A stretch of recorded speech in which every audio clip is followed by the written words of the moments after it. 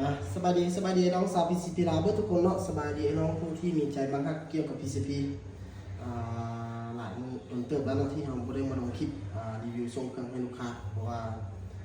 อยากเวียดหลายอันอยู่เนาะเพราะว่าลูกค้ากับมีเวียดส่วนตัวได้แล้วก็ตามคิวเนาะมื้อนี้ก็สิมาให้คลิปรีวิวส่งเครื่องให้ลูกค้าอยู่ทางแข่งขมวนแล้วก็สันไตหัวพันเนาะเพราะว่าลูกค้าสองคนนี้โคตรพิเศษเลยเนาะจำเงินก่อน6 ล้านเนาะแต่โดนแล้วเราสั่งเครื่องแต่เราจะโดน6 ล้านแต่ว่าลูกค้าอยากให้เราเทสก่อนเนาะแล้วก็ช่วงนี้เพราะว่าช่วงนี้ท่านอยู่นครหลวงนี่ก็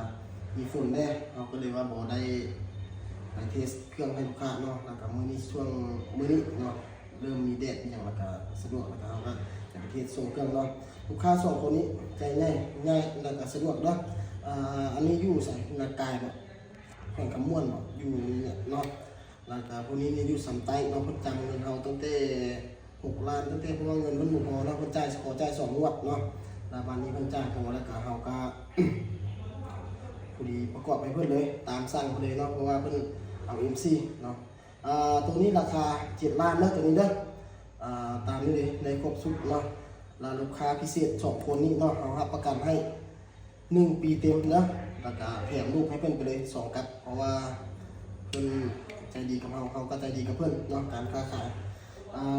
มาเบิ่งกันเลยเนาะว่าราคา7 ล้านนี้ได้ยังไงเนาะราคา7 ล้านนี้เนาะเป็น MC นะวาล์วแล้วเป็นวาล์วเซตพันเนาะวาล์วเซตพัน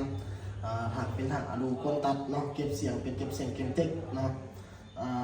ส่วนลำเป็นลำ XM8 หรือว่า TK ก็ได้เนาะตามใจลูกค้าสั่งเนาะกล้องเป็นกล้อง Discovery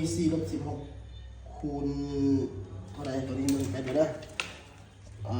4/16คูณ42เนาะตัวนี้เนาะตัวนี้เป็นงานใส่งอนเด้อเก็บเสียงเป็นเก็บเสียงเกมติ๊กเนาะงานเห็นบ่ขึ้นคอนเนาะงานใส่งอน